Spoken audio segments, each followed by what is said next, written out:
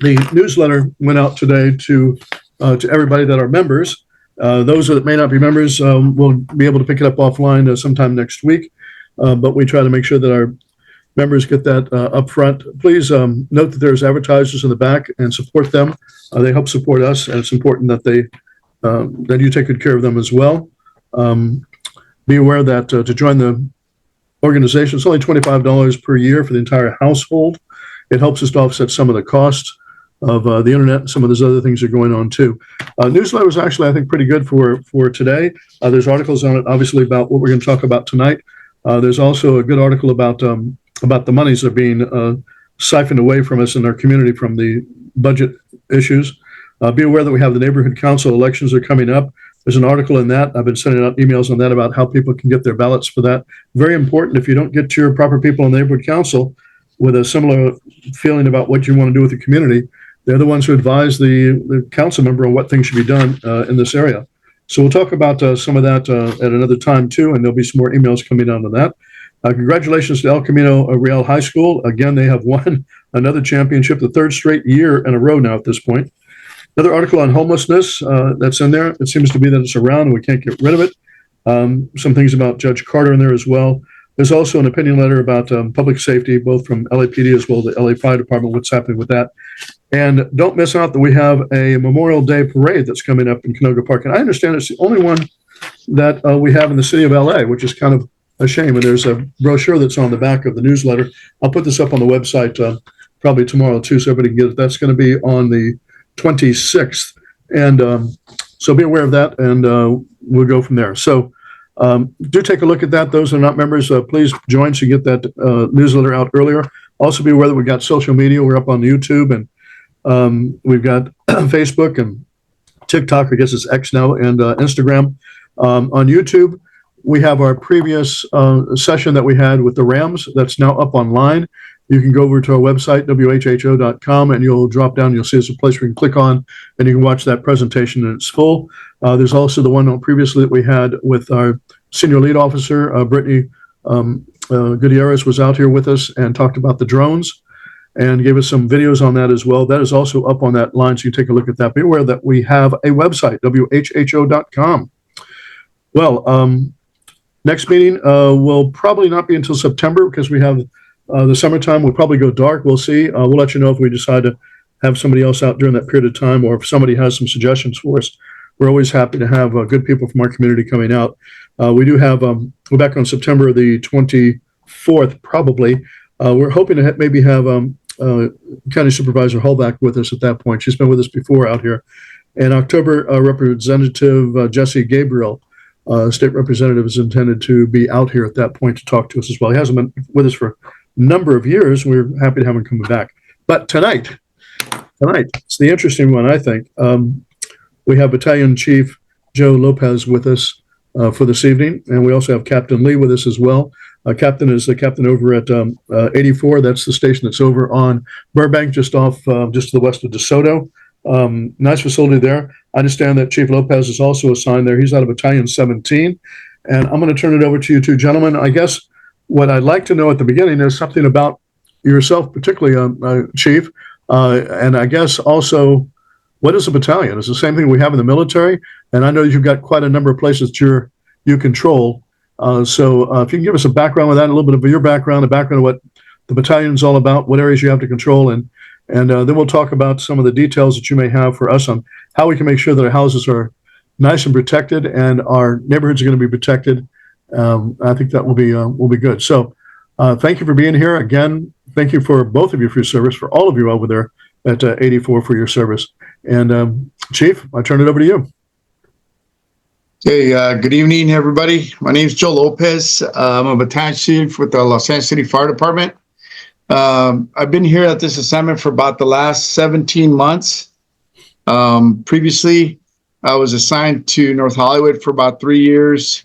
And before that, I was assigned also as a battalion chief down in South Central LA for about 3 years. I got 30 years on the department, or over 30 years. And to answer the question about battalion, it's really just like the military. I basically oversee 7 stations here in the West San Fernando Valley. Just geographically, to give you some landmarks, it's I got everything from approximately to the east is Reseda Boulevard, all the way up to Mulholland, and to the north it would be like Roscoe, and then all that between Roscoe and Reseda, all the way west to Valley Circle. So all the communities that abut up to the Santa Susana Mountains there. And so, yeah, it's 7 stations. I'm the first level chief. I'm the operational chief. That means that I get to go out on all the major incidents that we still have. And so, yeah, that's basically it. A couple of topics that John wanted me to talk about. I'll get right into it. I'll have Captain Lee also introduce himself before we get started. So go ahead. Captain, give us a little background about you too. We're always hello. to know our local people there. Yeah, I'm Captain Lay. I'm assigned here to Fire Station 84 on the C platoon. Newly promoted captain. I've been here for about 7 months. At the captain level, I'm a working supervisor. I supervise a crew of 6 members. So at Fire Station 84 here, that serves the community here in Woodland Hills, we have 1 assessment engine, which has 1 paramedic on it, and we have a paramedic rescue that has 2 paramedics on that. And together we're able to respond to a variety of calls, everything from heart attacks to strokes to traffic accidents. I'm relatively new to the Valley, so the learning curve is still working on the learning curve, but I'm very aware of the challenges that we have unique to Woodland Hills with some of the wildland urban interface, and we'll be touching upon that. I've got 18 years. We got to get you to drive up in the hillsides too. Take a look at some of the substandard roads so you get your way around with that rather than. Absolutely. My engineer was one of my first day here. He took me on a tour all the way up to Dirt Mulholland. So good. I got to see all that. But I have 18 years on the job. Previously assigned to Fire Station 61 down in the Miracle Mile. And your concerns are also my concerns. So. Okay, so John, if you want to get into it, we can start on the subjects. We'll go down the itinerary just like you lined them up, and hopefully we can have some good information for everybody. And at the end, if we have any follow-up questions, we'll tackle them. It sounds good to me. I appreciate that, Chief. And again, let us know. I think I mentioned before that this is kind of, I'd like for you to discuss this stuff like you might do with your family members, as though your family members are asking this, and give them, what you really think things should be and how people should conduct themselves. And that goes for you too, Captain. That we really want to know how do we make our places safe, both from our house standpoint, ourselves, and our entire community. Okay, I'll start off first. Well, we're going to talk about emergency exits, routes.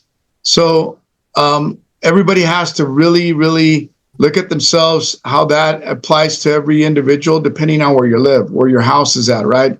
And in particular, challenging areas for access, such as the classical challenges is going to be like areas that have one-way ins and one-way outs. So if that gets compromised, then it puts you in a really bad spot. So identifying all the challenges that go along with that. Also, you got to remember, depending on where you live, the area you live in, do you live in an area where they have livestock, which that also tends to be a challenge under those environments, emergency conditions such as brush fires, where people are trying to leave in a hurry. So you got to factor that and how that's potentially going to impact you. You got to factor the situation where a motorist can become disabled and also impact your exits. So all that you have to factor in on the day, the time, the weather condition, the things that are leading up to, and have a plan on how you're going to deal with that. Have you another option? Is there another way out? Or if it's just the one way out, have that plan as far as what your plan A, plan B, plan C going to be on how you're going to weather that, to the point where you might then elect to stay home and shelter in place. And we'll talk about a little bit about that as well. So you got to really... As you mentioned this, it struck me with a question. Forgive me for interrupting you. I'll probably do that. I'm noted for it. And the sign about those routes, one of the things that was concerning, and they had mentioned to me before, I'm up in the hillsides, that if they were to come up and you were to attack the fires here, you'd start at Mulholland probably and begin to work north, just because it's an easy access to it. Is there a general rule that you have on how you approach the fires? Do you take it to where you come into it from the way the wind is blowing towards you, or the way the wind's blowing against you, or does it just depend upon just getting there? I mean, is there any logic to how you approach and where the trucks are going to be at, so that if we have to evacuate, we're not in your way, we're getting away from you, and also getting away from the fires? Yeah, so I mean, there's more frames of thought on that, right? Depending on what kind of fire we're fighting. In this case, if we're talking a brush fire, is it a topography driven fire? Is it a wind driven fire? Are we responding to a structure fire in a brush area that potentially can end up being both? So all of those factors, we do have policies and procedures in an ideal perfect scenario. Yeah, we always attack it with safety first and from the bottom up type of approach. Obviously, with fires, brush fires, that is, we do indirect if possible. When the time and the conditions permit, then we do go direct. So yeah, it's a variety of things. But as far as the public, and as far as how that potentially can impact us with people leaving the area, driving on roads. So just be mindful that tight areas that have tight access streets to begin with, right? People that park overnight and are there stationary will also have an impact on that because we can't get by them. Under certain conditions, certain days, such as red flag warning days, which is fire related for us, we have certain areas that have been identified as such as being a constant challenge for us. And so they'll have, or they can't park there during those times. They're posted in these neighborhoods, so that's been identified. So all of these things that we take for granted sometimes, when you look at a big fire engine coming down that street, unbeknownst to a lot of people that did not factor that, can be an issue for us. Let alone when is the desire for the people to get to the shortest route to get to a major road? Is that sort of the first line of attack from a resident to get out of there, so that they're not going to be in your way and also get to safety the quickest?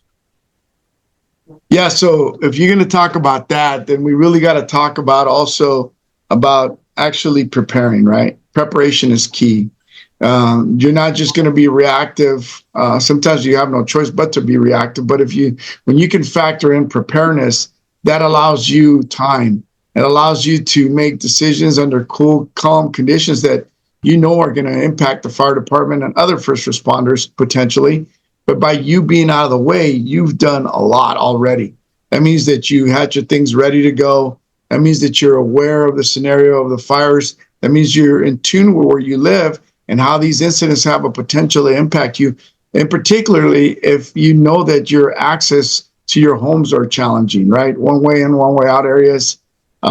High density areas. But if you leave there early, and I got a story about that, you can really circumvent and really help first responders out a lot by being out of the way.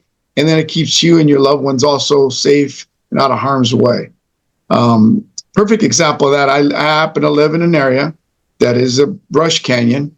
And we had the plan. I told my wife, and I left, and she was supposed to be following me. And she elected not to do that because she got to talking with the neighbors, as you will be also when you leave on that day. Are you leaving? Are you not? Should we leave? Should we not? So she got into talking to the neighbors. Before she knew it, she was delayed for whatever reason. I pull over. I made it out of the canyon. I pull over 6-7 miles later, and I'm asking her where she's at. And she said that she got to talking to the neighbors. They had a lot of questions, this and that. And then she gets caught in the canyon. She couldn't get out because of the traffic, because of the horse trailers. So you really got to factor that in. Have your stuff prepared. Have your box of truly valuables, medications, paperwork that you can't live without, that you know you got to be able to take in a minute. Be prepared to leave. Have a plan. If you got animals, your pets, make sure you got them and leave early.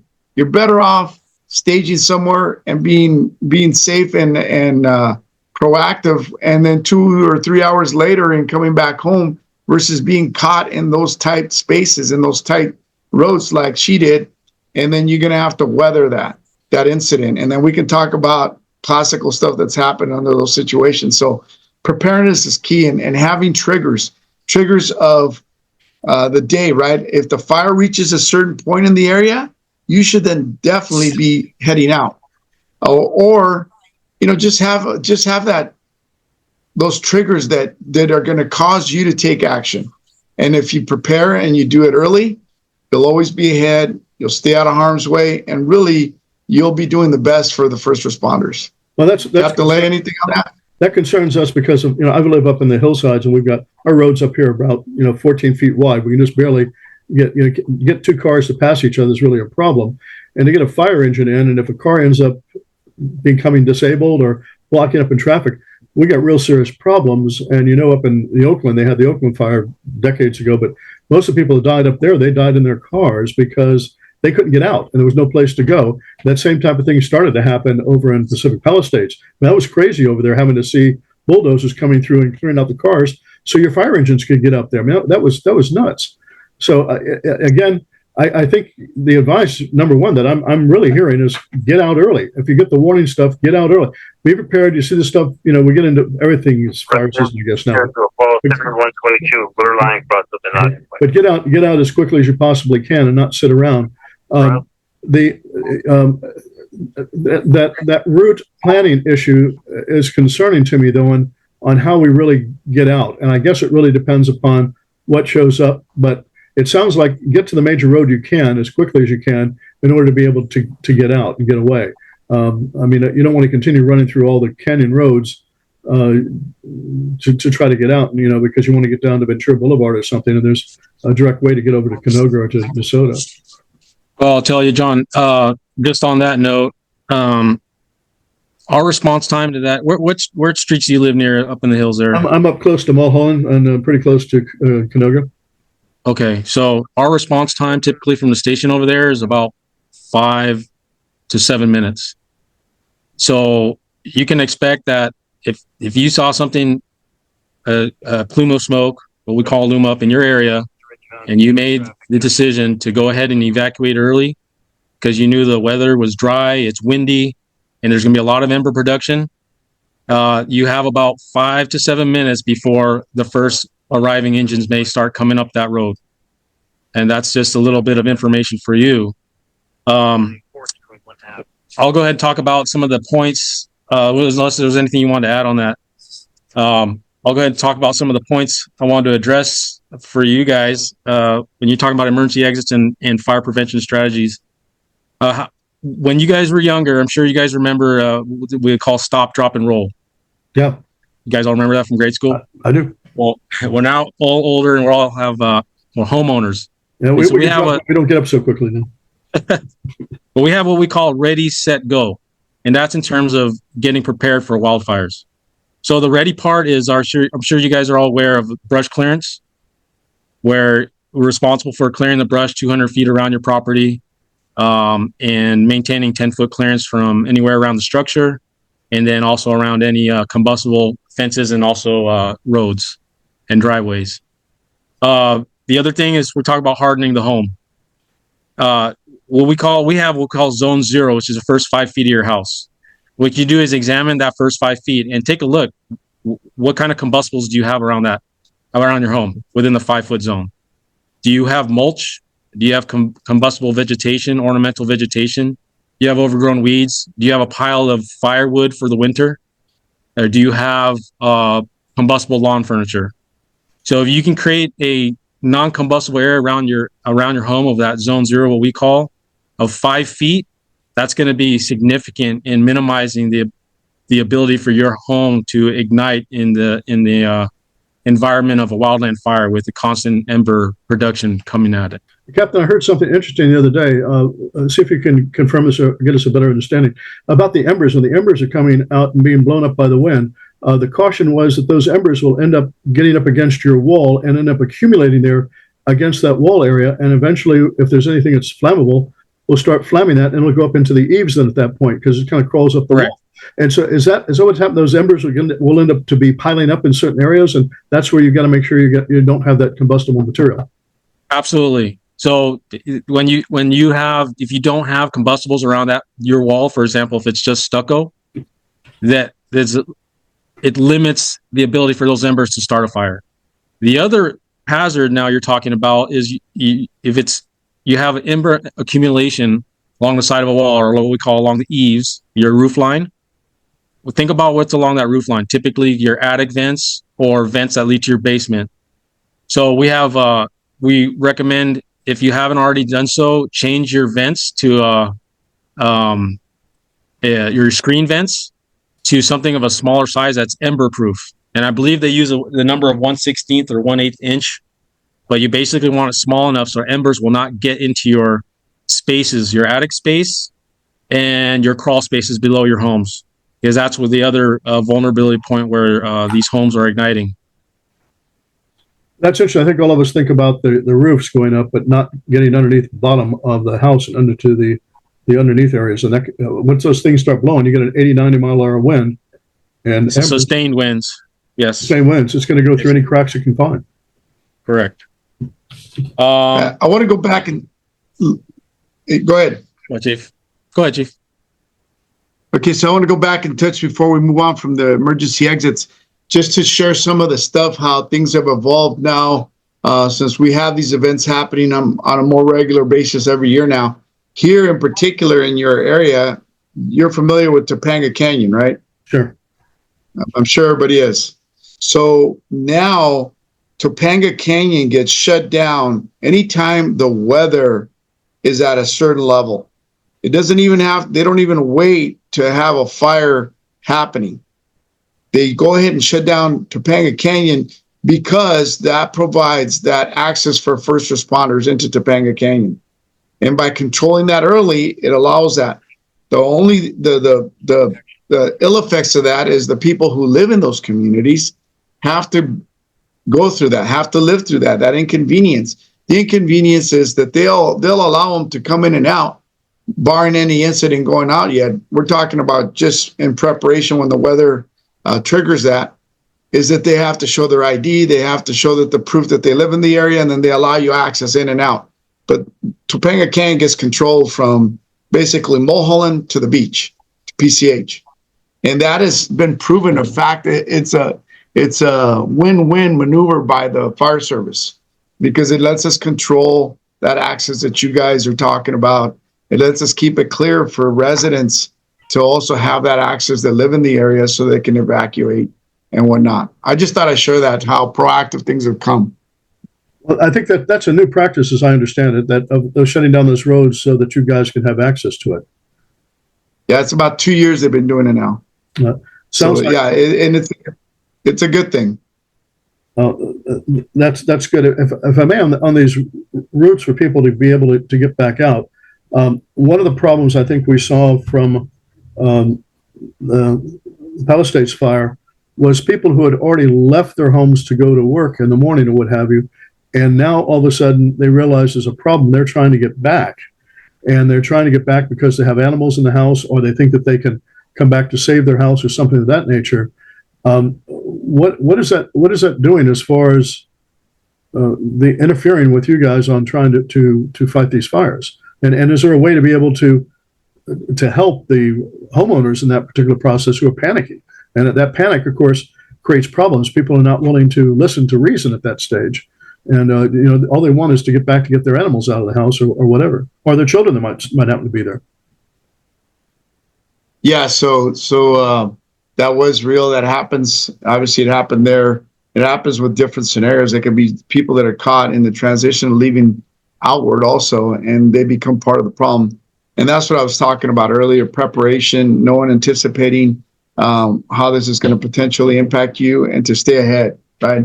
If you happen to be in a situation where you're at work and you're trying to come back home, and if you got, as long as the human life obviously is the highest concern. If that's not an issue, you got to really, really reevaluate your actions because of what you're about to put yourself through potentially, and not knowing that. one of the things that we're coming up as a fire service, and it's going to become a standard here real soon, is the notification part of it, right? The notifying everybody early on, as early as possible. You could be at work, you could be shopping, you could be dining. If there's an incident of that magnitude in the area, if you got one of these things, which I think a lot of people have now, you're going to start getting an alert, like an Amber Alert, that's going to notify you that there's an incident in this area, and therefore you can factor that into if it affects you or not, or what you're about to do or what you're about not to do to stay out of harm's way, or to save, or to bring attention to a loved one that's there. So understand that notification is a huge part of what we're going to be doing, that and incorporating that. And hopefully that's going to bring a lot of light to people early on so that they can take the best action based on where they're at, and so that they make the best decisions for themselves to keep themselves and their loved ones safe.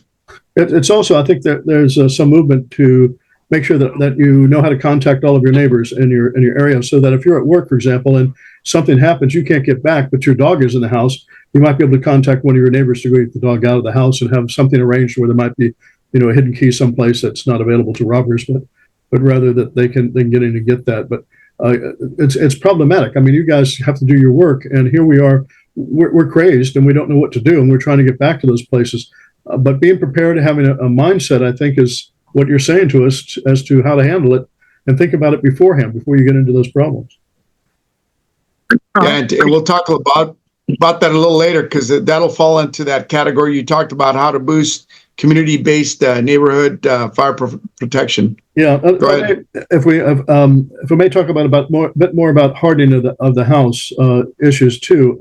There's been a big thought and discussions about putting sprinklers up on top of the houses, and that will be doing something to try to either keep the embers from getting started up, or to help with the ambient heat that's there, or keeping drapes away from your windows, or what have you. Is there anything you can give us as to what we might be able to do besides just clearing the house? I mean, it makes sense to get rid of all those things that are potentially combustible, although up here on the hillsides, we've only got a 10-foot separation between the houses. And, and the neighbors may have something up next to their house that, that we can't really have the control over that we'd like to.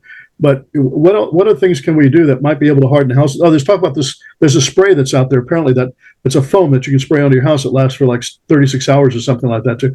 Or those pumps you can throw in your pool. What can we do to kind of help harden our house that might, I'm talking about obviously serious stuff that's going on, not just, in a little fire that's happening someplace else, but something's really getting in our neighborhood. What kind of things do you suggest for us that we might be able to utilize to harden that house? Yeah, so this is pretty straightforward, and I think everybody can relate to it. So you hit it on a couple of things. Stucco. If you live in a fire zone and you really are challenged, if you live in these older neighborhoods, they got the 70, 80-foot pine trees with pine needles, all that stuff that's just constantly being littered everywhere, that you have to clean your yard almost every day to keep it somewhat tenable. I mean, people live with that because they love that atmosphere and that what that brings. But when it comes to fires, and particularly brush fires, that is not good, right? So you're going to have to make the decision of, let's start by hardening your house. Let's start at the top, the roof. If you have it's actually been grandfathered out for years. They used to use wood shingles. Wood shingles was terrible for brush fires or any fire. So those have been phased out over the years, to the point now where they don't even allow you to replace. I think it's not any more than 25% if you got an existing roof. Then you got to go to new materials. The new materials that we have are more fire resistant, such as lightweight concrete tile roofs. Consider that if that's what you got on your roof. Wood siding, anything regarding wood around your house, you might want to go to stucco. That we know that's fire resistant. You guys already talked about the attic vents or the roof vents. How do we deal with that? They have products now that have self-sealing vents inside. So replacing those will help with that. And then the big part that they're alluding, that's a big survey that they've conducted, is make sure you clear your house. If anything flammable, either furniture, they say that within 5 feet, if you got, everybody has the hedges, everybody has ornamental landscaping around the house. Well, anything within 5 feet, they said if you eliminate that and you have all this other materials that are fire resistant, your house is going to weather a lot better when no one's there. When firefighters aren't even there, it's gonna hold up better. So it's worthwhile to do that. The last thing, and these are the big ticket items. My neighbor across the street, after 20 something years, I always had to live with about 6 pine trees that were about 80 feet tall, that I was always scared they're going to fall on my house, because they always fall during wind conditions and rain conditions, and let alone the fire hazard. They finally took them down this last year. I couldn't believe it. What a difference in everything. So it's real. You guys got to factor in, everybody's got to really assess their own situation and take whatever they think is possible. I know some of it is monetary, but you can really take a lot of action into making your house a whole lot, hardening your home. I think nobody wants them to get out of control to where they're just too big or what have you. I mean, obviously, we live in woodland hills, not woodless hills. So there's going to be trees and what have you around in a lot of places. But I think keeping things to where it's under control, to where they're not, 40 feet high or 80 feet high and what have you. And I think the eucalyptus are probably some of the problems. I think those are probably a bit more tender than some of the other ones too. But, I'd also heard, give us an insight about people who have wooden fences that are around. Somebody had mentioned something about that it's that bottom portion, about the bottom 6 inches or foot of that's really the problem, again, I guess, from the embers accumulating. And some are talking about putting flashing around that or metal around that or doing so. Is there anything they can do when they have those wooden fences that are around to help keeping them from turning into embers and firewood? Well, I'll talk on the fences. Let's talk about wooden patios and decks. Yes. That's going to be a hazard. So if you have a wooden deck, consider making sure that it's clear from underneath from all the debris. As far as wooden fences go, if we show up at your home and we determine it to be threatened defensible and we have time to help protect it, one of the things we're going to do is eliminate a good portion of the fence that's going to make contact with your structure. So if you want to be proactive and you're up for updating your fence, maybe get a new fence with some non-combustible materials. For example, metal. I don't think vinyl will necessarily burn, may melt before it burns, but either way, wood fencing is it's a perfect way for fire to spread to your structure. Well, also about the decking materials. I mean, I've got a decking, but I've used the epi wood or the hard ironwood, I think they call it, and that stuff doesn't seem to burn. I actually had a combustible fire that was there, burned for about 2 or 3 hours, and didn't do anything other than just burn one little portion of that, and never caught really the deck on fire. So I think there are some materials, even if they are wood materials, that could probably be utilized, and not just using a Douglas fir or something like that becomes rather tender.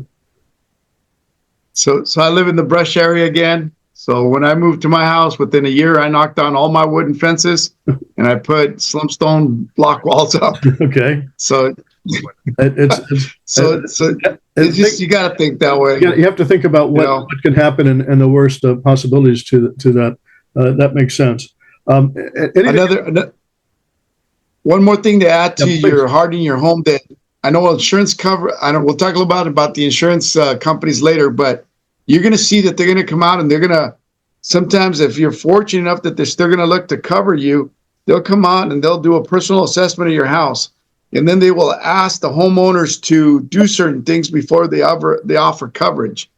One of the things that I know that came about years ago from a historical fire down in the Baldwin Hills area. Remember the Baldwin Hills fire back, I believe it was the early 80s? Yep. So one of the things, when you went back and they rebuilt all the houses, what they did is they boxed the eaves, all eaves. And my neighbor, the insurance company, had him box his eaves before they would offer him coverage again.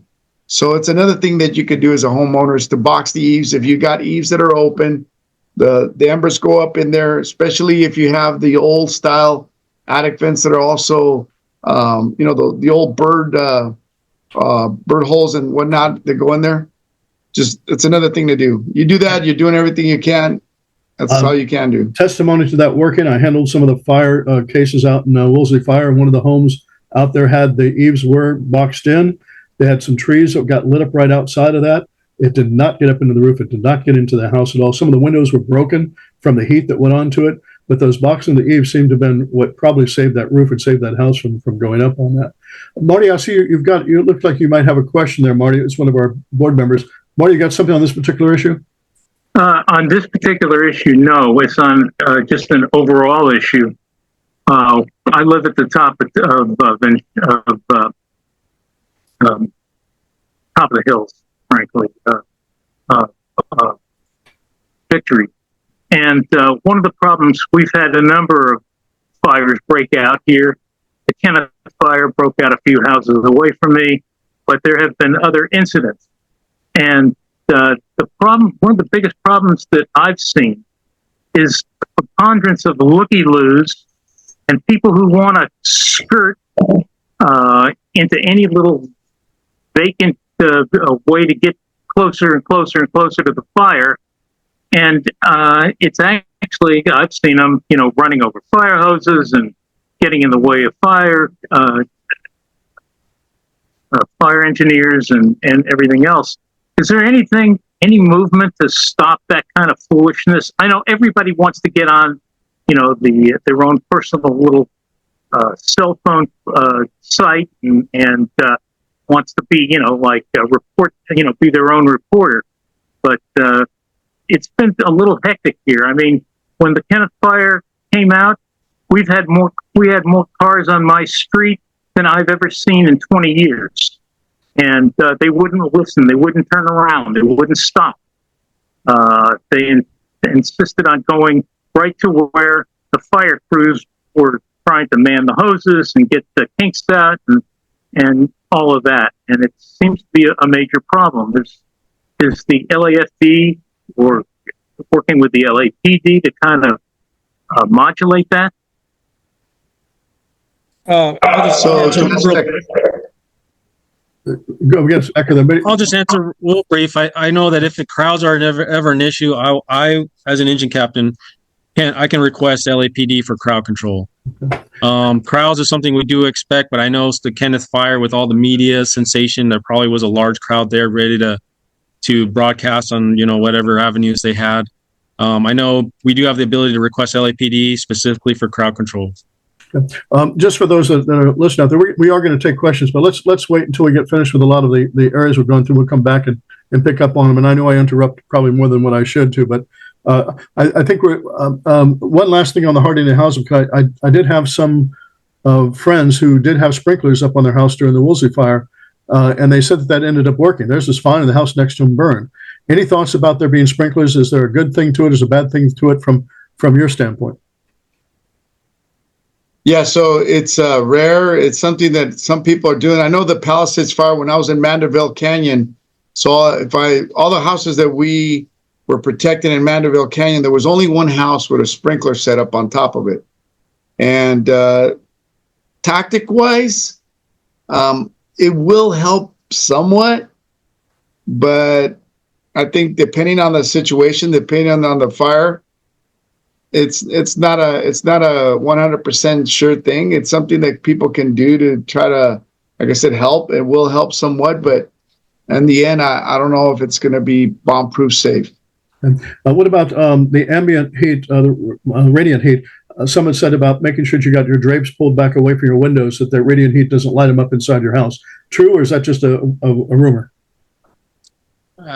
I can't speak from experience, but just common sense tells you if radiant heat will ignite the things that are very light and flammable. So you have light drapery, flammable drapery. It's best to open that and or remove it from the windows entirely.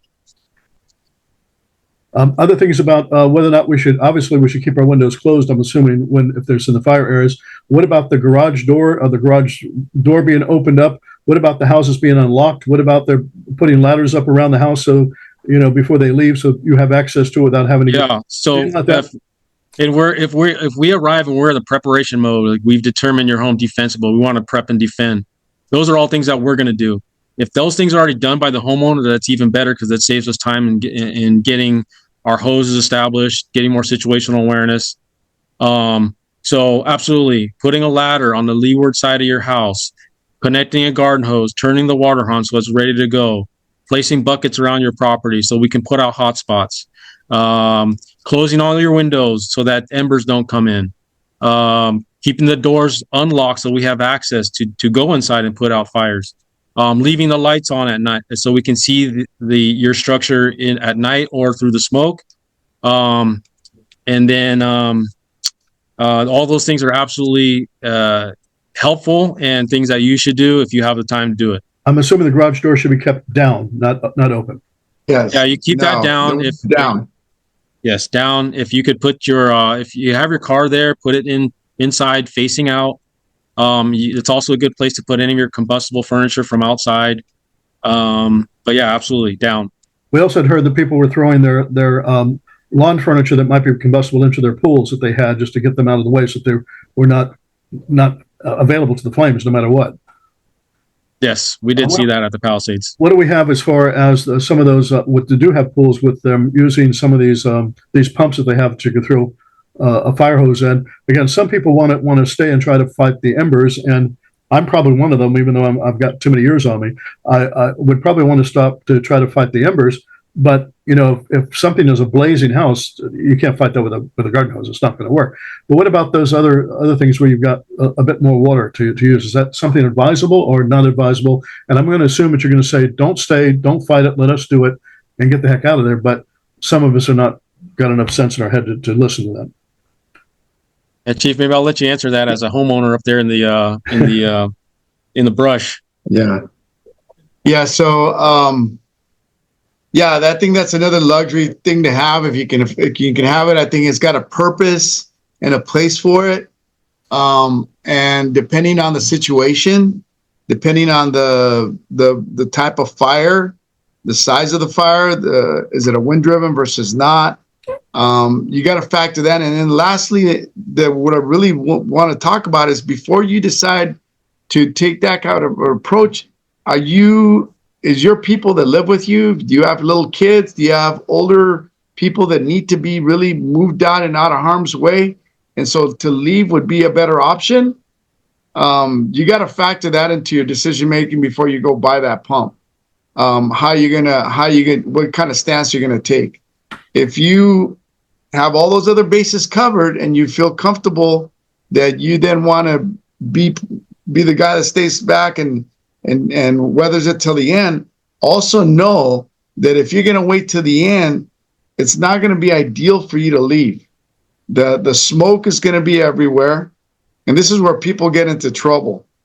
So not only can't you not breathe, but you can't see when you drive. Visibility will come down to zero, and that's when people panic, and that's when things start to happen. So if you're going to do that, you better factor that decision. I don't know if you have the mindset to factor that all in as all that's happening and then to say, okay, it's time to go.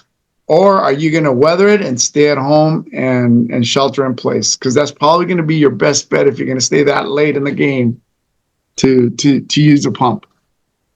I don't think people recognize how much that smoke is and what it does to your eyes if you don't have proper goggles. Why don't you tell us a little bit about that the actual feelings of that fire, the heat that's produced by the smoke that's there. They're trying to breathe through that stuff, and what happens when those flames get up to you? What is it really like?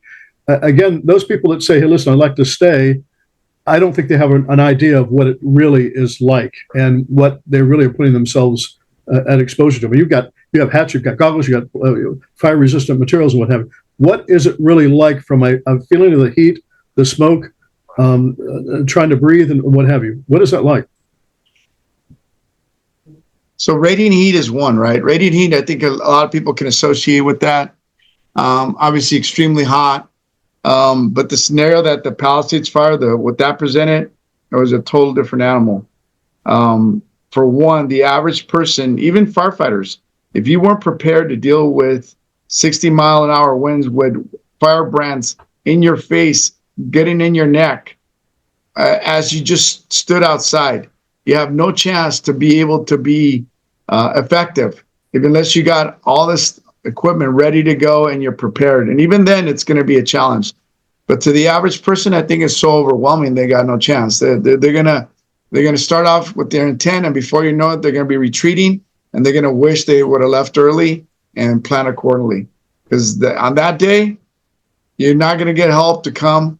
We're going to be overwhelmed, and it's going to be a challenge, and up to you to make these decisions. And really, like I said, sit down and pre-plan what your actions are going to be. And on that day, that none of that stuff's going to work. You're better off leaving early. Oh, fair enough. You had some experience over in the Palisades fire, chief, and we had some problems over there with the fire hydrants. Is this maybe a good time to talk about what we're doing as far as checking the fire hydrants and making sure that we got good pressure so that indeed we can fight those fires? Because you guys must have been, I mean, I can't imagine standing out there and all of a sudden the hose has got nothing coming out of it. That's going to be terrible. Yes, I want to keep it simple on this topic. Obviously, as you know, City of Los Angeles is going to go through a lot of different litigation issues. Yeah, so, this is being recorded, so I don't want you to get your neck in a sling on this one here. But I guess it's really just, is there being some check on these fire hydrants out here now to make sure we got good pressure?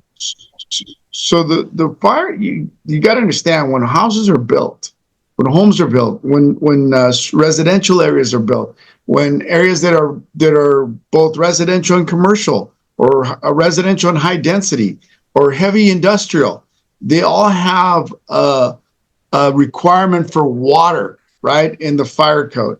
And they will not sign those permits to build these occupancies unless they can provide the appropriate water source for that type of environment. I'm assuming, and that these are all factored in. As far as the hydrants, you got to understand, if you have a main and every hydrant gets open in that main, okay, you're going to lose pressure. If you had 100 pounds, you're going to go down to 80. If you open another 500, you're going to go down to 40. If you open another 10, you're going to go down to 10. There's water, but there's no water in an amount to fight fire because everything's being used. And remember, that fire, there's a lot of people out there fighting fire using water. You would have had to have the Colorado River basically funneling through the Palisades, because when they built these things, they built them with certain things in mind, certain requirements in mind.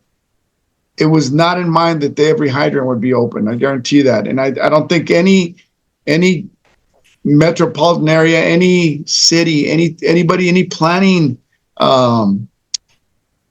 committee ordinance could never factor in that every hydrant in the area is going to be open, because they would not be able to meet that demand. Are they tested from time to time to see if they actually are functioning and that they, the screws on top of them haven't seized up and that type of thing? Every year? Yes. Every year. Annually. We test them annually. In fact, we were just out. What were you doing today, Captain? We were out testing hydrants this morning early because we knew it was going to be hot. So it's an ongoing process. We go through all the hydrants in our district, split amongst 3 shifts. We open them up and we ensure that they have adequate flow and that we have no problems with them. Any problems that are noted, we notify our hydrant access unit, and they communicate with DWP and have that repaired fairly quickly. I don't know if this is sensitive or not on this point. Do you have any feelings about whether or not we have adequate water out here in the Woodland Hills area to be able to take care of what our needs may be if we have something like happen with over Palisades? I mean, that's kind of a tough one, I guess. I'll comment real quick. Just the hydrants here are there. We have good pressure from what I understand. Learning my district, we have high pressure hydrants. Now, when we're talking about the wildland environment, one challenge is always water supply. And because when you have a large scale wildland fire, brush fire, it's not just an attack on a few homes, it's an attack on infrastructure, power lines, and other infrastructure.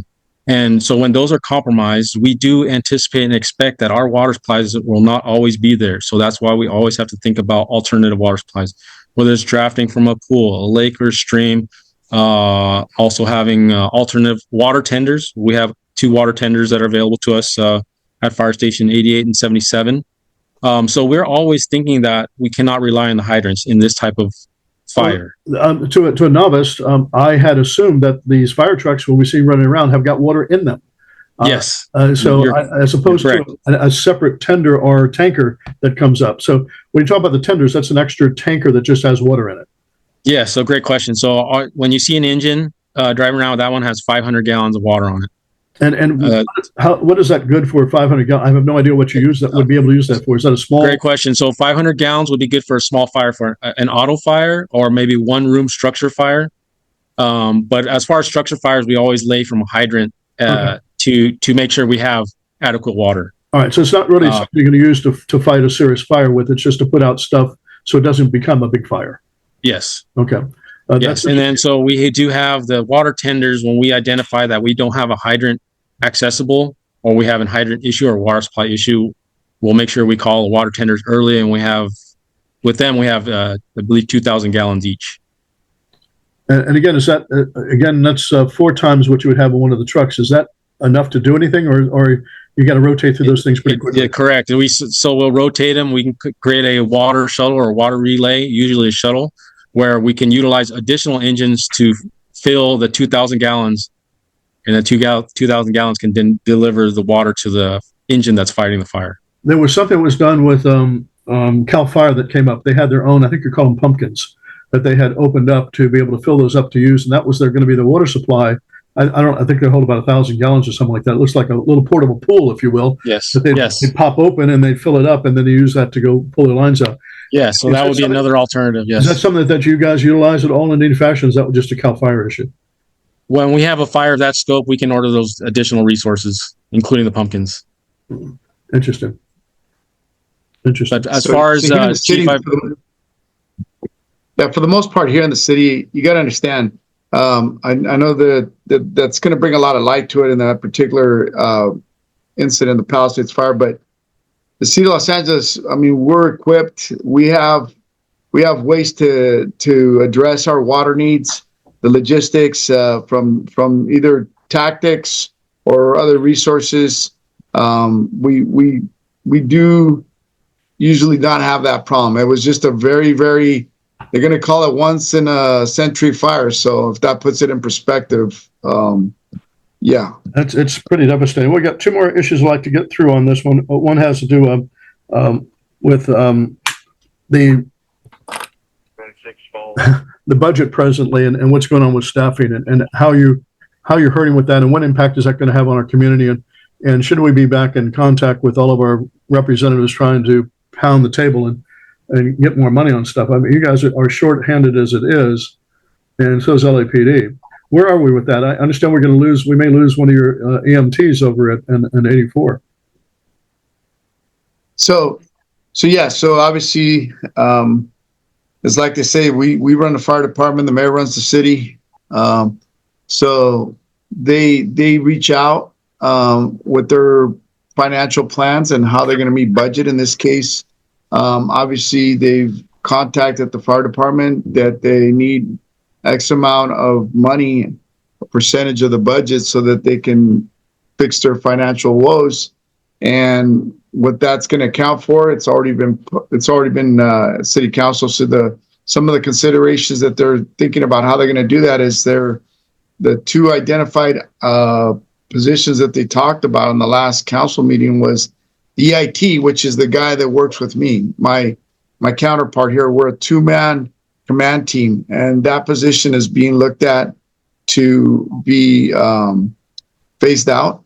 And then we have a 10th member on our task force, he's the inside member. He's the guy that does all the forcible entry to get you in and get you out of structures so that you have access and egress. Obviously a huge safety piece.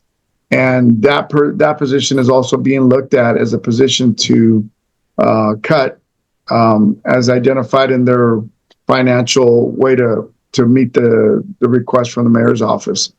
What it amounts to us is, again, it's safety. One, my emergency incident technician that works with me, we're a 2-man command team. So how can I put this to you? I'm driving the Palisades fire. I'm driving down Topanga, and it's under the most, challenging conditions. That it was tough. And we're getting ready to come out of PCH, and he's driving, and I'm doing all the tracking. I'm doing all the situational awareness. So when I come out on PCH, I know what companies are where doing what. Very, very important that I track their locations and their actions in case of emergency, right? And in this case for us, it's going to be Mayday procedures. I can't tell you how this is going to impact us and having the ability to initiate Mayday procedures for our members without that second person to be driving, or else I wouldn't be able to do anything because I would be driving. And I wouldn't be able to do all this work en route at an incident. That when you talk about multi-agencies, I know it's going to hard for me. I'm trying to paint a picture for you. Think about you owning a business and you're about to do business with 3 other businesses that you don't really, you work together, but all of a sudden you don't have the hands to get on the phone and call. You don't have the presence of mind to be thinking about the other companies. And all this is happening and you're going to show up and then everything's going to be all at once coming at you. By having this, my emergency incident technician, it allows me to be on the phone talking and planning and really, especially multi-agency such as that fire, where you have 3 or 4 different agencies coming in so that we can work together to really, really manage a huge incident. It's crucial that we have that person. Is that something that's going to be able to be reversed, or is that set in stone at this point? It's hard to say. It's going to be at least in this budget, right? And that's going to be a tough one. It's going to be hard. I mean, to overcome that. I take it that this is going to decrease the safety generally amongst not just us here in the valley, but the other side of the hill as well.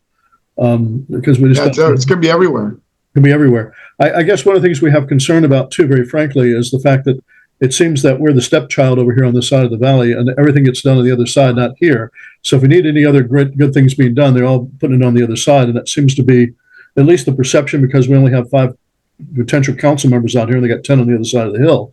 So they kind of drag everything over there. Do you feel that you're being in any way slighted by the things you need versus what's happening on the other side of the hill? No, this is going to be across the department.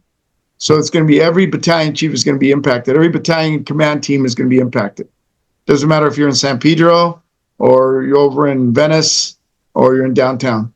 So they're doing away with all the EIT positions.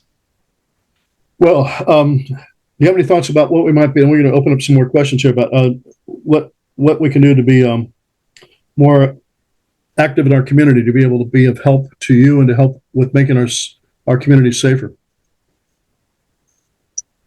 So yeah, we were talking about obviously as homeowners, not only are you thinking about your home, obviously, and your safety on the day of incidents, you're also looking at your property. It's your home. Obviously, a lot that goes with that, from things that can't be replaced to it's your home. So I'm thinking about how can you weather an incident like this and utilize your neighbors, creating a network, right? I know it's not easy sometimes, but knowing who lives across the street, at least from a contact standpoint, like you mentioned earlier, you happen to be out of town or you just happen to be at the wrong place and something happens. It's nice to be able to reach out to someone and see if they can go check on maybe your mom or someone that maybe needs to be looked at, but you're nowhere to be found. So starting a network where you can really, really have contacts with your neighbors that you can help each other out. And not only obviously for incidents, but other stuff. So I think that's critical. They do have now, I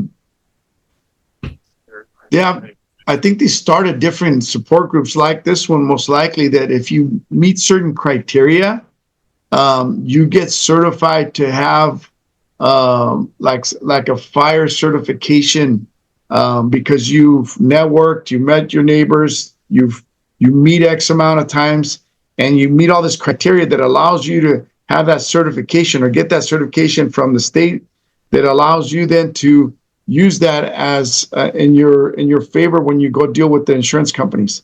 By having that certification, it makes your community, I think, more appeasable to the insurance companies, who will then continue to offer you coverage, or even hopefully have an impact where you have less premiums, lower premiums, I should say.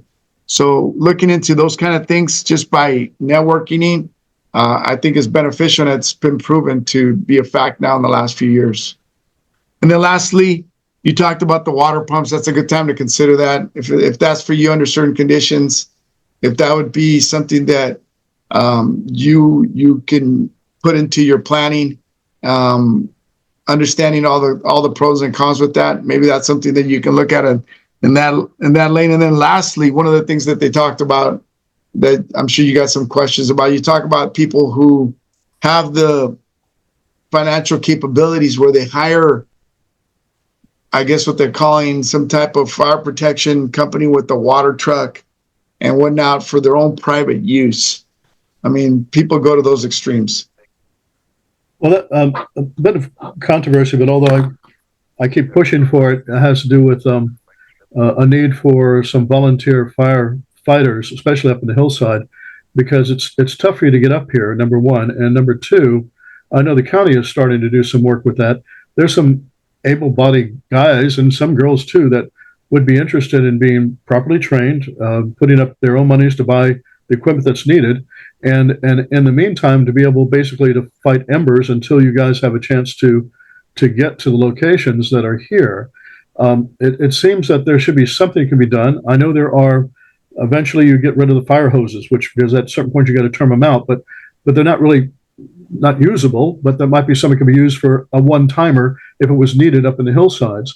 And I would like for some at least thoughts to be put to that there might be a place where we might be able to utilize that. I know that there's training that goes on for the news media, for example, that teaches them a lot of things that need to be done. I know that there's abilities to be able to get fire jackets and helmets and those type of things to be a bit more safe.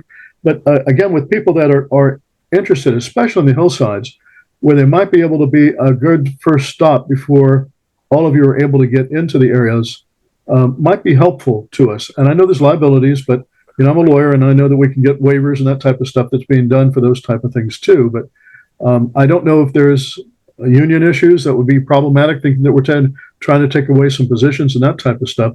That certainly is not it. It's just looking at trying to be able to be a stopgap for a period of time until you can get from point A to point B, wherever it might happen to be. I mean, the Palisades fires were crazy. And I just leave that as a thought to you. I don't think there's an answer to it this point. Maybe you have an answer. If you do, we'd like to hear it. But I would certainly like to, I think our listeners would like to hear, and then we're going to open, I promise you we'll open up now to questions. But I'd like to hear about your thoughts and things that you learned from the Pacific Palisades fire that were different than what you might have expected. There must have been a learning curve that went on with that, and things that have been looked at now that you said, this wasn't expected. This is something that nobody could have ever really expected. And we learned on that, maybe just on the cooperation between individuals. What was the learning experience that came out of Pacific Palisades? Because you were there, you're in the middle of it all. Yeah, so let me answer the first question you talked about. So within our organization, we do have a CERT program, right, where we have individuals that are looking to volunteer in a certain capacity and assist the fire department in supporting us during doing certain functions at emergencies that really allow us to then utilize all our manpower, all our staff to really manage the incident. So we do have that program. If someone would be interested in supporting the fire department, that's the lane, that's the avenue that we have in place to provide that opportunity for people that want to help the fire department. As far as the other part where you're talking about firefighting, we do not have that. That's something that we don't have that. One of the things that I could really talk about for your information as well here with the city, that you know what you got working for you and your tax dollars. We have finally we were able to gain access to funding to help the younger people trying to get on the fire department, and they start out by working on hand crews. Hand crews are the people that do the brush firefighting, that hike the hills, that help us drag hose up these hills, that help us cut line. and whatnot, which is a huge tactic when it comes to brush firefighting. So they're very valuable. And for years and years and years, they were trying to fill these positions. They're not firefighters. They're not part of being a full-time firefighter. They're crew. They're crew members, but that also puts them in line to eventually, hopefully, navigate to being a full-time firefighter. So they were able to get I believe it was, I think 24 members that are now going to be part of. So now part of the luxury of us brush fires is that we're going to have one full-time hand crew and one part-time hand crew available for that. What the other question you were talking about, experiences as far as the Palisades. So yeah. So like I said, talking to people, 30 years of experience and people that were here before me, the classic big fires that they've had in the past, the Bel Air, Mandeville Canyon, those fires, I think the common thread that they had with the Palisades was obviously wind-driven fires, right? I don't know if they were at the magnitude, obviously, of the Palisades, but very challenging to the point that once you get your resources, and even though we're such a big department, that day, as the day played out, it was just so much. And that's where we talk about the water issue. When you hear a report that you have ember casting like 3/4 of a mile, so think about that. It's like an earthquake hitting in the whole area that's a mile wide, and everybody's going to call at the same time that they need help. And so that's what that eventually kind of played out as. Some of the issues, I think the classical stuff, and I saw some of the stuff that you downloaded, we're talking about people getting caught in vehicles, either coming in or coming out. Again, we already talked about how that has to be considered before the incident happens. Have a mindset, have a plan on how you're going to cope with that. How are you going to manage when you're at work, or how are you going to manage when you're at home, and how's that going to play out for you and not be part of the problem? Know that if you do get in the cars, understand that if you're doing that and the conditions have already deteriorated to the point where it's bad, just know that you're going to be challenged with that, and then potentially how that's going to impact the fire department. And when we can't get there, we're already being stretched, and when we started dealing with that kind of challenge where we can't get through, it just exasperates everything so bad, so much. We'll take some questions if that's all right, Chief. We'll take one from Sure. Scott, then we'll take another one from Heath. You'll be next up in line. Go ahead, Scott. First, thank you for coming.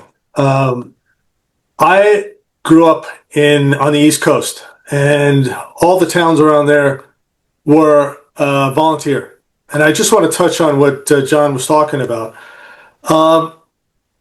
You have the same number of firemen and apparatus as you did, 20 years ago, 30 years ago, with a population of 25% lower. We can't depend upon the politicians to do anything in our interest. So you kind of skirted by the volunteer issue pretty quickly. And there's no way you guys were going to stop the fire that blew through Palisades. And I don't care how many firemen you had. That was just an astronomical event that, isn't going to happen. But I don't see why we can't look into that on a realistic level, putting the union aside, on a realistic level as to doubling the force when needed. I'm not talking about every single little structure fire, but I'm talking about when you guys put out an all hands kind of thing, and these people are trained and have the equipment, why they can't help you and subsidize you. And CERT hands out water and directs traffic. So I don't think CERT fits into the equation here. I think we're talking about people that are willing to get in harm's way with your firemen and try to make something better, because politically it's not going to happen any other way in the city. At least that's my opinion. I don't know if you're on the same wavelength as that, but if you'd comment on that. And the other thing was, about 10 years ago, a new specific plan was drafted, Warner Center, that permitted an enormous amount of construction. Almost 20 million square feet of new construction, height, density, and we still have the one fire station, 84 and 105. How do they determine when another fire station is required if the demographics are increasing so rapidly? When do they make that decision? That's it. Thank you. Okay, so real quick on the volunteer fire department. So, like I said, in my 30 years, it never has been a thing, right? We go through these things where we do get cut on staffing. I'm looking around at all the other agencies within the Southern California base. I don't think that's an issue. It has to be a thing why they don't do it. I don't have that answer to you. Me personally, if you were to ask me, one of the biggest things that we do here is obviously we're metropolitan, so it's like this is like the big city, right? And so with that being said, we should be able to hopefully align ourselves to providing for public safety to the level that we need, that the citizens demand. If I live in a small town, or if I live in rural towns where you don't have that, where it's too outsourced, and you have the closest arriving full-time station going to be there in 20 minutes, 30 minutes, I could see that there would be a better fit, a better need for that position. I'm assuming that's how it plays out. But here, for the most part, with the exception of the Palisade fire, for the exception of these humongous incidents that are not always the most common thing, we tend to do pretty good. We tend to have that, except when they cut us our staffing and then we can't have the minimum staffing that we need. And then obviously that kind of brings different ideas on how we can overcome that. So I would like to see someone else above me answer that question that probably has some more insight and thought on that. But that was my 2 cents initial action on the volunteer piece. Make a determination of the stations being built. As far as that, I would like to be in that meeting, because I would like to see what formula they use. I mean, we've got the Wisteria building that's just going down the street from you there. That's a high rise, and it's real dense and what have you. We're going to have a lot more of that as time goes on. But if anybody that has been here, since back when the old station was up the street over here, and you see the makeup of the Western San Fernando Valley, how it's evolved tremendously, and hopefully that someone that sees this is got to have a formula. They have to have a formula on how we meet the demand for additional fire stations that are highly needed, and additional staffing that's highly needed. That's a question, again, that's way above my pay grade that hopefully someone can answer. Keith Klein, you've got a question. After you, we'll have Chris Rowe. Go ahead, Keith. All right. Thank you, John. I have a number of questions. As you know, I'm passionate about this topic. First of all, it's a fabulous meeting. I want to touch on a number of things. I did, over the last year, establish the proper ground zero hardening around my property. And it costs a small fortune, but I did all the things that you said, so there's nothing combustible around my property, but my neighbors haven't.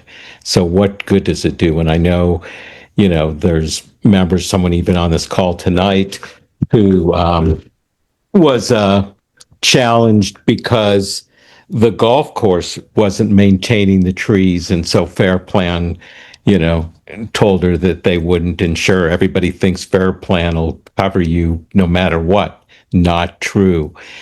So this leads into what are we doing about actually enforcing, the proper brush clearance and so forth, because there's so many people up here in the Girard track that are not doing it, putting us all at risk. So that's a topic that I'd like to talk about.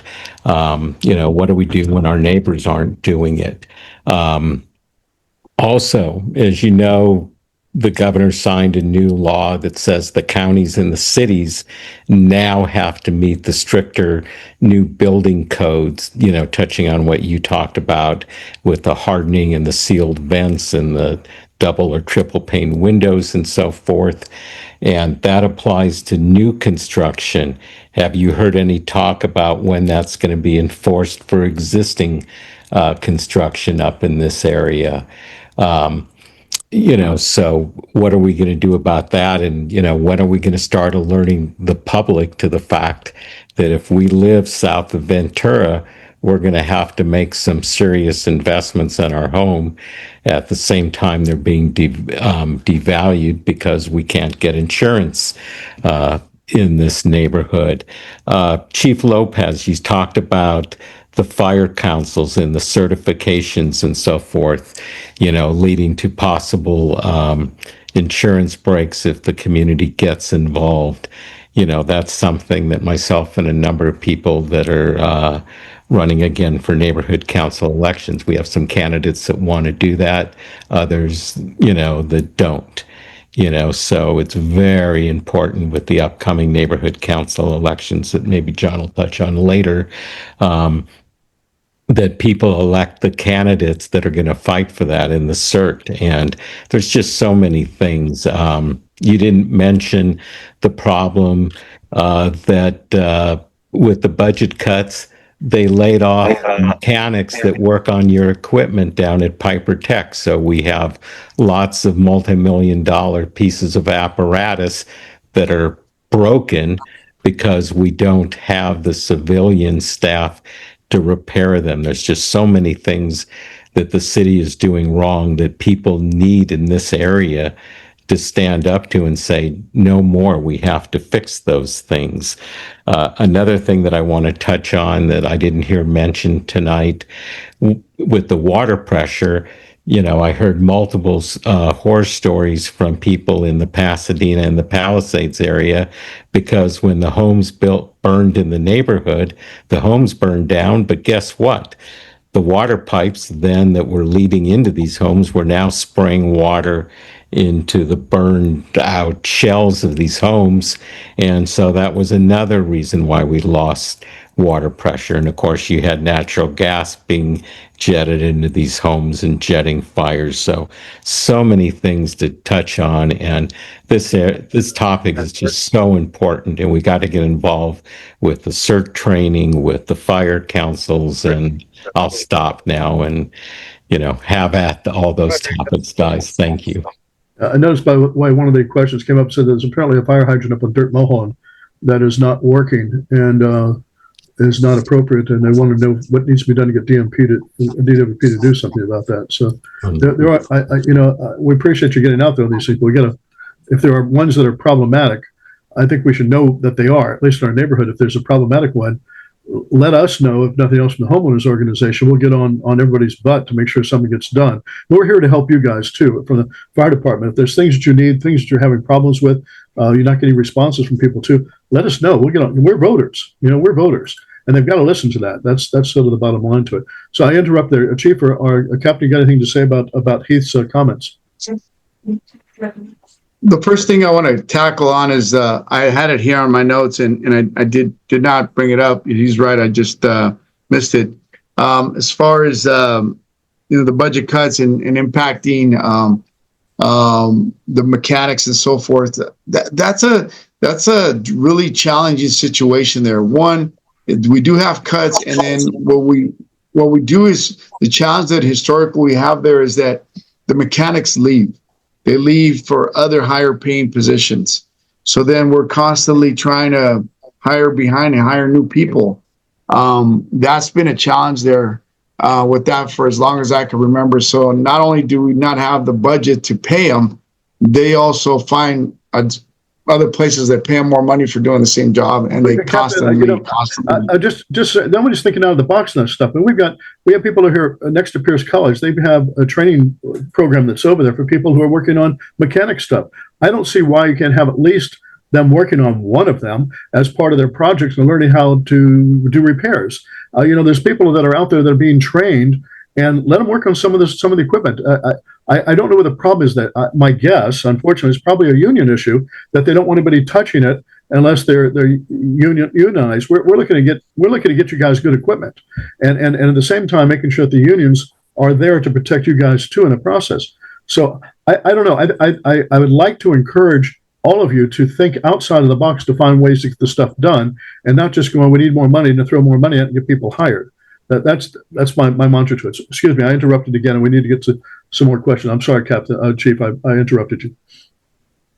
So real quick on that one. So that's true, but the one thing I could tell you, being a former engineer and driving that fire engine and going down there for repairs and being there, it is not the normal 350 engine that you pull the trunk up, the hood up, and work on it.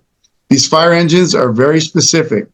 They require very specialized training, right. and so for that reason, that is a challenge. And therefore, the smaller vehicles, yeah, you can get guys to work on the pickup trucks and all that stuff. But the fire engines, with the ones that really are the ones that are at stake that we want to bring attention to, those are not just worked by anybody. And that's the challenge, right? You get someone that meets all these qualifications, that has the training, and then they move on to somewhere else because they get paid more money, and that's the battle. That's half the battle. And then when you have the city saying that we're losing money and that we don't have, you got 10, but now you only get 7 or 6, that doesn't help our cause either any to keep these things on the road and on time. So it's a dual-headed monster for sure. What was the other question the gentleman had? Heath had a whole bunch of them, that's for sure, on his. I'd like to if I can, get to Chris Rowe. We're getting close here on time. I wanted to get you guys out by 9 o'clock. I actually want to get you out earlier than that, but there's so much information that's here, and we deeply appreciate it. Chris Rowe, go ahead with your question. Chris, you're unmuted. Go ahead.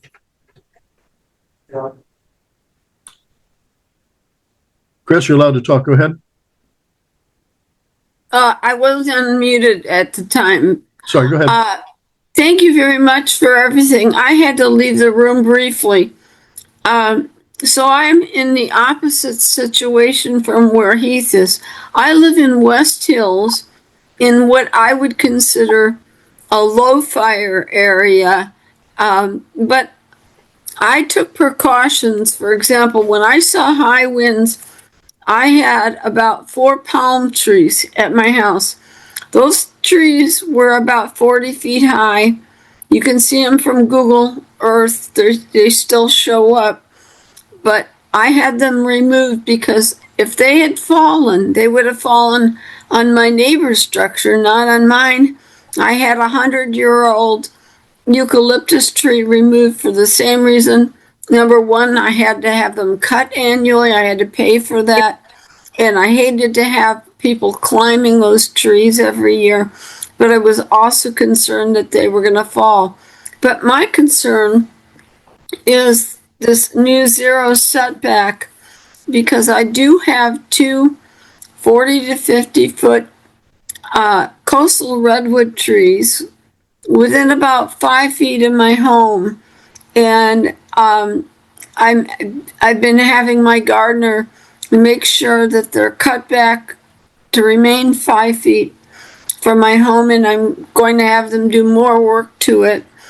And so what I want to know is, if you're not in a high fire area, do you really need a zero clearance from the home? I appreciate knowing about the size of mesh to put over in my attic. We'll look into getting that upgraded. But the tree setback, I mean, it almost gives you a feeling like I have small rose bushes and it's clean. There's not leaves or anything in the front of the house. And we did go stucco. We took our whole house down after the Northridge quake to frame and brought it up to 94 earthquake code. And so we do have stucco. We no longer have the wood shake roof. We have the light tile roof. We've done everything that we can, but I'm questioning when you have just small things like rose bushes, camellias, and calla lilies, just as decorative things under the in front of the house. If those really have to be removed, thank you. Okay, so this is going to also answer, I believe, the second question the other gentleman had. He was talking about when you have neighbors that live in the brush area in the mountain zone district that fall under the criteria that they have to abide by brush clearance. So when you have some problem like that, we'll start off with the people who live up in the brush area.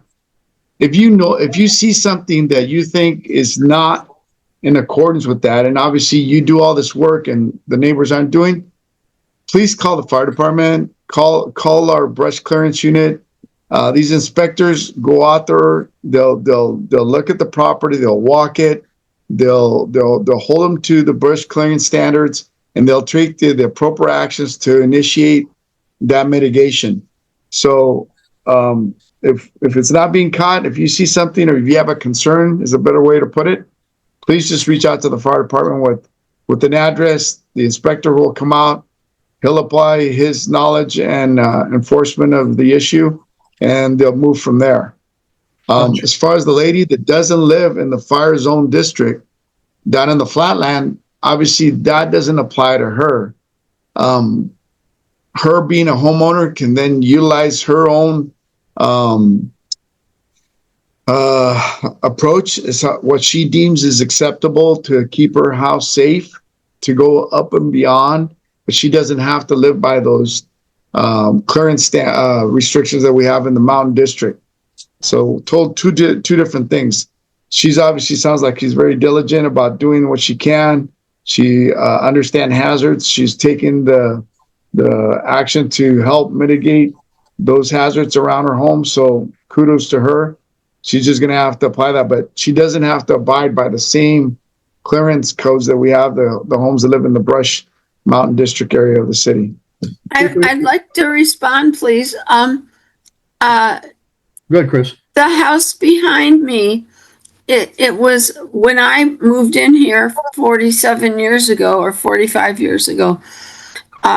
It was it's a preschool now, and this is at the corner of Van Owen and Sale, and the city planning department for the preschool to mitigate noise told them to plant a tree buffer along the wall that was dividing my yard from their property and then my neighbor's yard from their property. Well, they didn't make like a thick 6-foot high thing.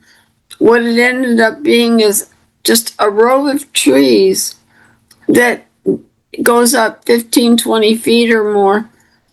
But they are literally, there is no setback of that row of trees from that structure. So should I be reporting their structure? Because I thought about contacting, they are owned by the North Valley Jewish Community Center now, I believe.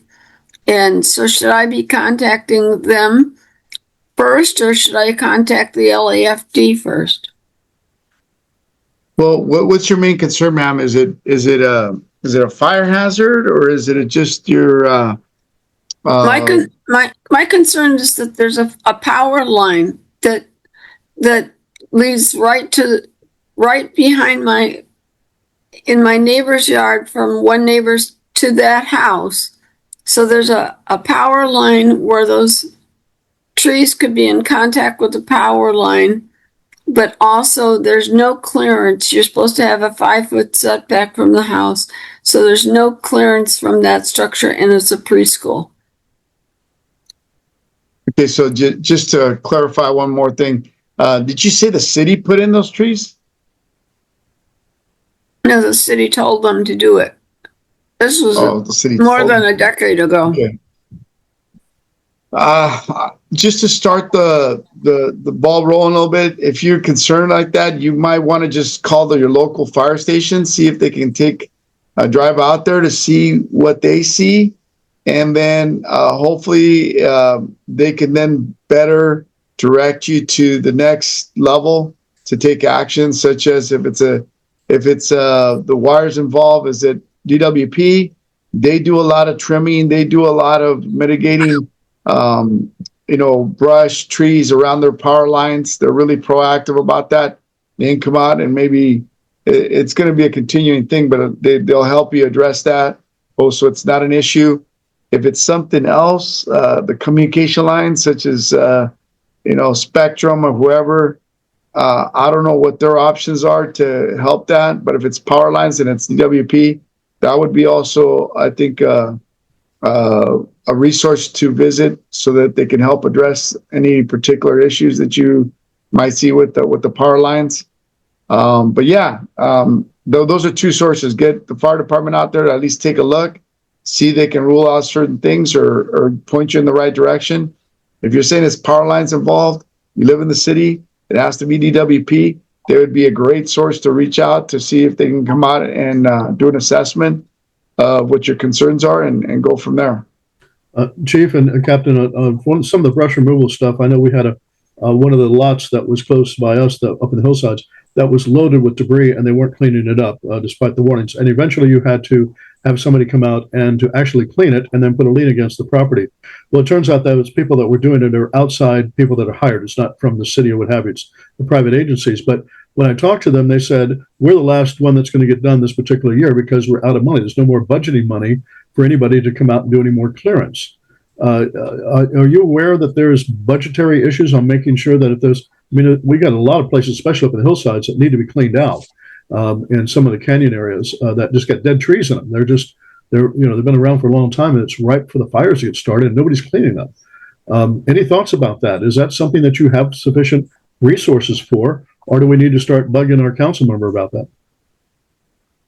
Okay, so if I was to field this question like today, I would reach out to our brush clearing unit, who has the contact.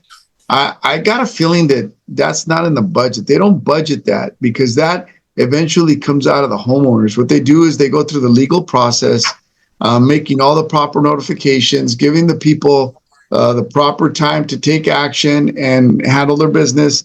Once it goes through the legal process, it then gets assigned to be cleared at the owner's expense. And to the point where I believe what they do is they ended up putting that cost onto the tax roll. And therefore they do that. So therefore the money it gets paid from somewhere, but I don't think it's part of the budget.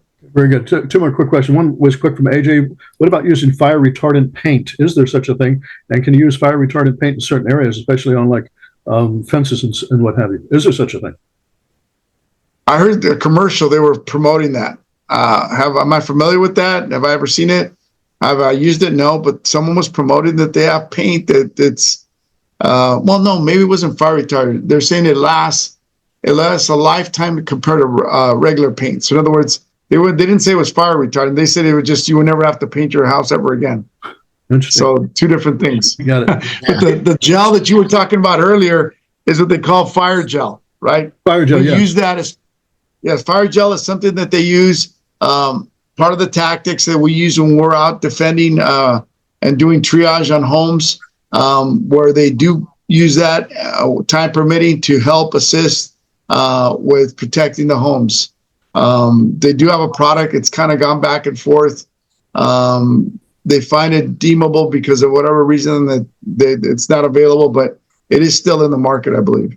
And I think that's for private home people to use on their own. It hooks up to your hose, you spray it on the house or what have you. But Heath, you got, I think, the last question for tonight. We're running overtime here at this point. Sure. Thanks, John. And by the way, when you research those gels, turns out they're carcinogenic. So that's the problem. None of these things quite work out. Not to mention that you may not want to live in your house after you save it. And they're expensive. And not to mention what they do to your paint jobs either. Yep. Right.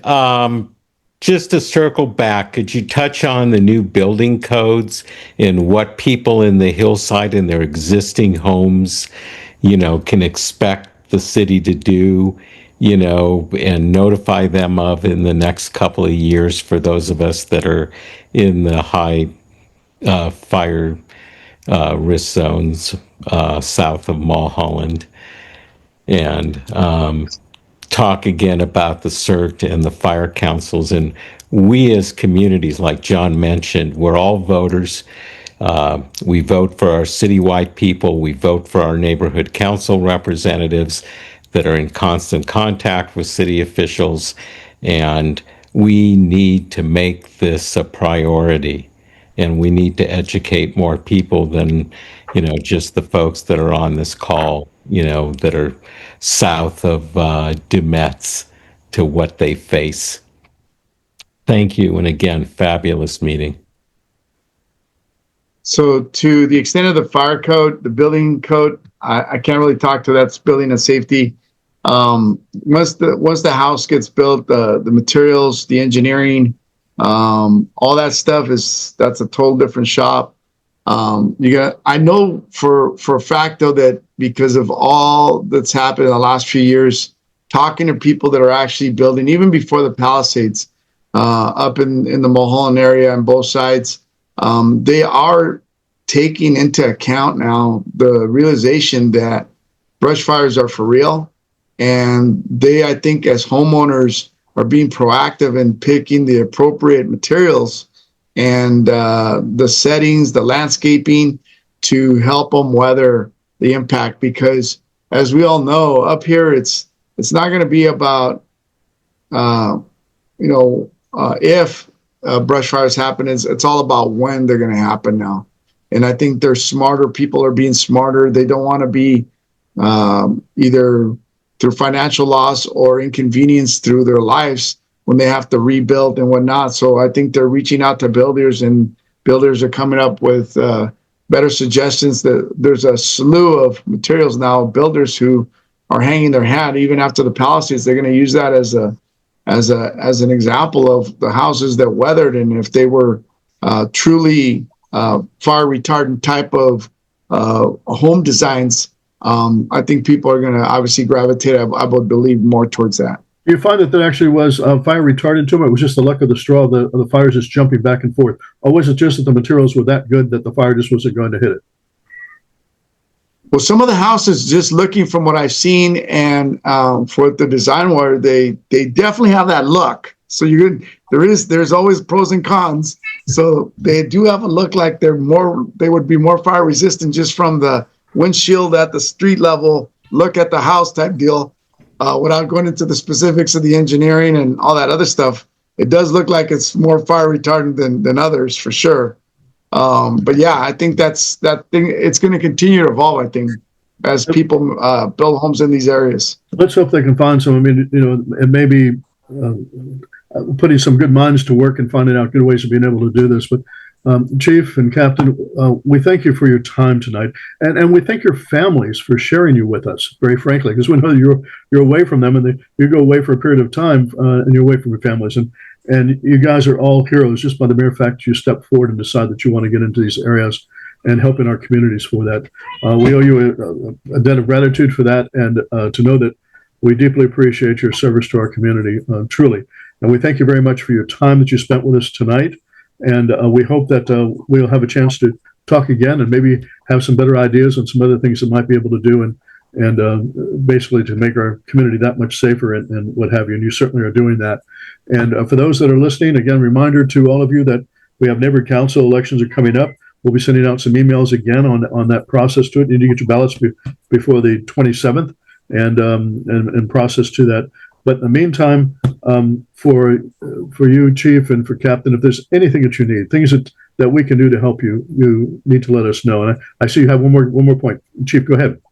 Yeah, and I really want to take this time. I think it was a great opportunity to hopefully share some of the stuff with you guys, and hopefully that we provided some clarification and information for you guys when it comes to the topics that we talked about. But the one thing that I do really want to, I know I was trying to be real conservative about it, but I think this is the point where I get to really reach out to you and hopefully get some support from you guys, is that the budgetary issue with the city, it's tough. It's really tough in a world where I think in today, me being a homeowner, you being a homeowner, I think we're paying more taxes than ever. I just don't know what happened with the money. The fact that the fire department is going to take a hit again after the January fire that we had and that fire season last year, it's boggling to me. It just doesn't make sense. And to bring the safety issue of it that I try to put in light with the two positions that are going to be cut out is just we need the support from the citizens. I know you as voters, as residents of the city, you drive the city. So please keep us in mind. The gentleman made a great point, and I guess try to be conservative about it, but I think at this point I'm going to just say it. We do need more resources out here, especially in the West San Fernando Valley. It's more dense. We got more population than ever, and we need more basically fire department support out here. Well, we're happy to get that support every place we can, and our council member is on the budget committee, and he's got a big say in, I think, in some of the issues that's going to go on with the budget. And we're going to be on his back concerning that too. And with the stuff we're doing with the developments that are coming out here, we're just seeing a little bit of it start now because the economy is not quite where it is on getting the loans. But we got so many other density buildings that are going to be coming up out here that's going to make things even that much more challenging, I think, for the fire department. And we need to get you guys as much support, as much finances, and much resources we possibly can. So we're here to help wherever we possibly can, and we'll continue to do that. So again, thank you. Thank you again for your service to our community. Deeply, deeply appreciated. And keep up the good work. Be safe out there too. That's the most important things. And we hope to be able to see you now that we know what you all look like and what have you. We hope to get a chance to meet you all in person at a later time too. And keep up the good work you're doing. And in the meantime, say goodnight to you and Godspeed to you as well.